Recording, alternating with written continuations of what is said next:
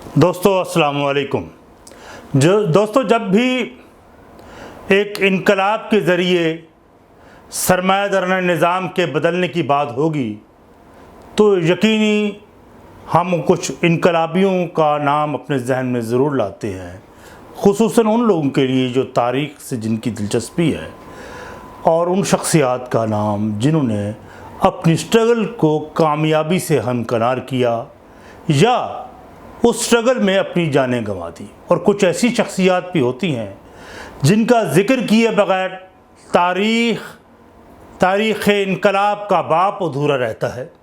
ان میں چی گویرا، جسے عمومی طور پر کچھ لوگ چے گویرا کہتے ہیں یا چی گویرا، وہ ایک ایسی شخصیت ہے جس نے اپنی مختصر سی زندگی میں غلغلہ ایسا پیدا کیا کہ آج بھی برصغیر پاک و ہند اور تمام دنیا بھر کے نوجوان اس کی موت کی کئی دہائیوں کے بعد بھی اس کے تصویر کے سٹیکرز اپنے سینوں پر، شرٹس پر، موٹر بائکس پر، گاڑیوں پر چسپاں کیے اپنی محبت کا اظہار کرتے ہیں اور ان ولولوں کو خراج تحسین پیش کرتے ہیں کہ جس جذبوں نے پوری دنیا کے غریبوں اور محکوم قوموں کو نعرہ مستی سے آشکار کرتے ہوئے سٹرگل پر راغب کیا اور جان کی بازی لگا دی، اور پھر امریکن استعمار کے ہاتھوں بے رحمانہ انداز میں وہ قتل ہو گیا۔ چی گویرا 24 جون 1928 کو پیدا ہوا اور 9 اکتوبر 1968 کو اس کی زندگی کا سورج غروب ہو گیا۔ وہ ارجنٹائنز کا مفکر، مصنف، گوریلا رہنما، ڈپلومیٹ اور فوجی کمانڈر تھا۔ وہ کیوبا کے انقلاب کے پائنیئرز میں سے تھا۔ جب وہ زیر تعلیم تھا تو اس نے جنوبی امریکہ کی غربت اور استحصال کے نتیجے میں محرومیوں کا جائزہ لینے کے لیے موٹر سائیکل پر سفر کا انتخاب کیا، اور اس نے موٹر سائیکل پر سفر کیا جہاں اس نے غربت، محرومیوں، انسانیت کو سسکتے ہوئے اپنی آنکھوں سے اس کا مشاہدہ کیا، اور ریاستہائے متحدہ امریکہ کے حکمران طبقے کی جنوبی اور امریکن ریاستوں کو بھیانک پالیسیز کے نتیجے میں استحصال کے بھیانک نتائج کو اپنی آنکھوں سے خود دیکھ لیا۔ اس نے جب گوئٹے مالا میں امریکہ کی کھلی مداخلت کے نتیجے میں جے کے او آربینز کا تختہ الٹتے دیکھا کہ کس طرح امریکن CIA نے گوئٹے مالا کے صدر جیکبی کے سماجی اصلاحات اور امریکن یونائٹڈ فروٹ کمپنی کو قومی ملکیت لینے کے جرم میں نہ صرف اس کا تختہ الٹ دیا بلکہ لینڈ ریفارمز اور امریکہ کے مفادات کے خلاف کارروائی وہ اس قدر سنگین جرمانہ کہ امریکہ نے اس کو پھر معاف نہ کیا، اور اسی کے اوپر 5 مارچ 1954 کو امریکن پریزیڈنٹ آئزن ہاور نے کانگریس میں خطاب کرتے ہوئے سوشلسٹ حکومت کا تختہ الٹ دینے کا واضح اعلان کیا تھا، اور اس کے لیے چرچ اور مذہبی عناصر کا حسب روایت خوب استعمال کیا اور ان سے احتجاج منعقد کروائے گئے۔ اس سے چی گویرا کا امریکہ اور اس کے نظام کے بارے میں وہ تصویر بالکل واضح ہو گئی جس نے اس کے دل و دماغ پر بڑے گہرے اثرات مرتب کیے۔ وہ امریکن پالیسیز سے نفرت کرنے لگا۔ یاد رکھیں، ایک مصنف ہے ڈیوڈ ٹیلیٹس نے امریکہ کی تمام ریشیو دوانیوں کی تفصیل اپنی کتاب دا ڈیولز چیس بورڈ میں اس کا احاطہ کیا۔ دا ڈیول چیس بورڈ وہ کتاب ہے جو آپ کو نیٹ سے بھی ایزیلی اویلیبل ہوگی۔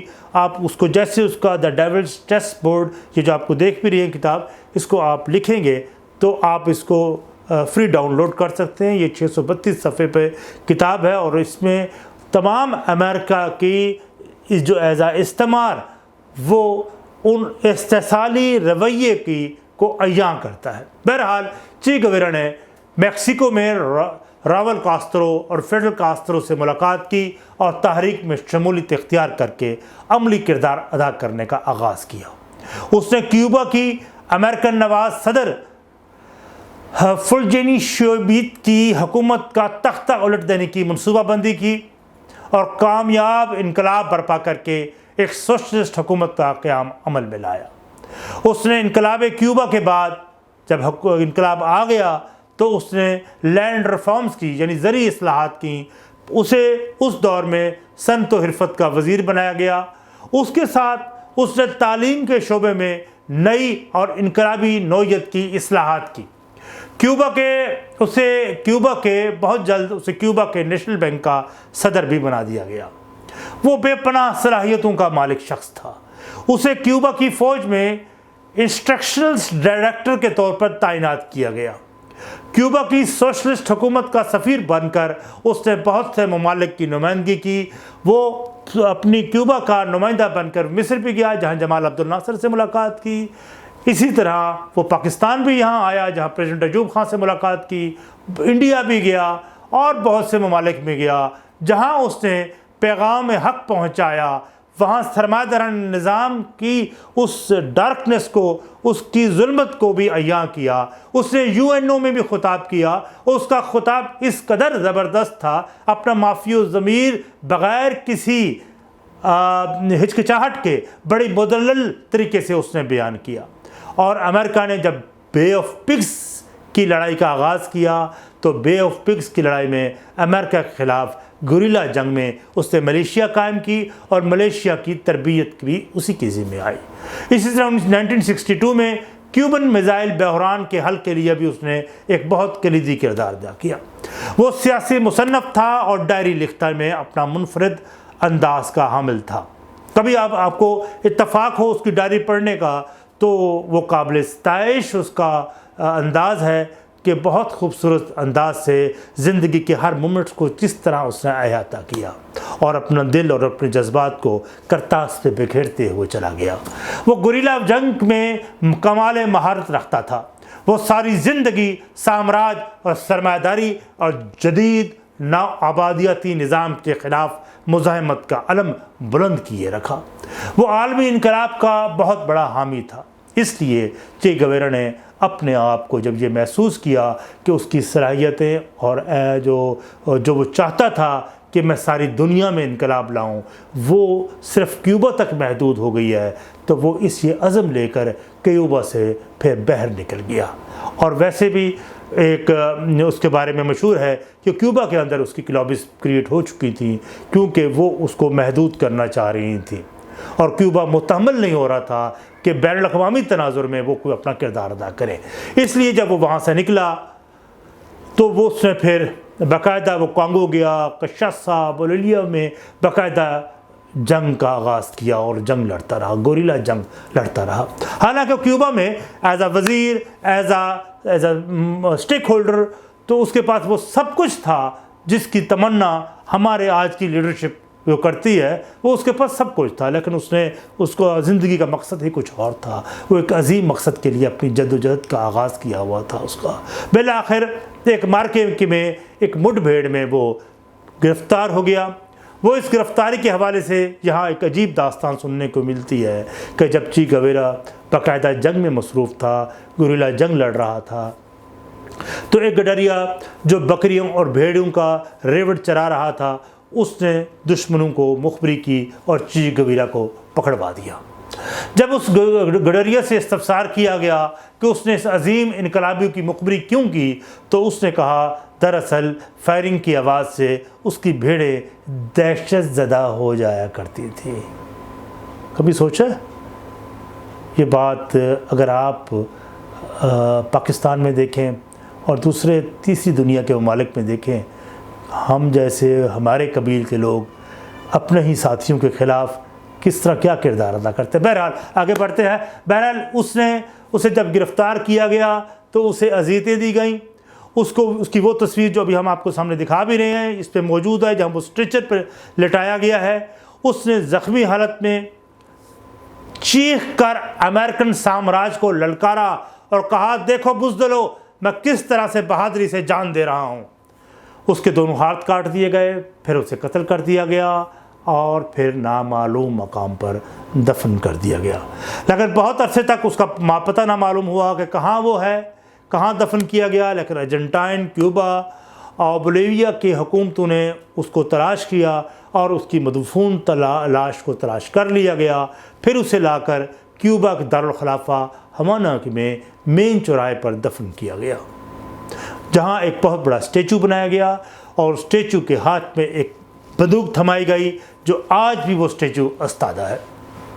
چے گویرا کے معجزاتی اور کرشماتی شخصیت پر بہت سی فلمیں بنی، ڈرامے بنائے، ناول لکھے گئے، بے شمار گیت اور نغمے لکھے گئے، دنیا کے بہترین سنگرز کو ان کے گانے کا اعزاز حاصل ہے۔ آج بھی حالت یہ ہے کہ میکسیکو سے لے کر نیوزی لینڈ تک، یورپ سے لے کر بر صغیر تک مزدور یونینز، طلبہ یونینز، انسانی حقوق کی تنظیمیں اور ان کے اراکین اپنے شرٹس پر اس کی تصویر لگائے فخریہ گھومتے ہیں۔ وہ بہادری، طبقاتی سٹرگل، جدوجہد اور بے خوفی کی علامت بن چکا ہے۔ بولیویا کے جنگل میں جب وہ گوریلا جنگ میں مصروف تھا تو اس نے اپنے بچوں کو 4 بچے تھے اس کے، تو اس نے اپنے بچوں کو خط لکھا اور تاکید کی کہ وہ پیشہ ور انقلابی بنے۔ اس کے 3 بچے کمیونسٹ ہیں، ایک بیٹی تو ارجنٹائنز کی کمیونسٹ پارٹی کی عہدیدار ہے۔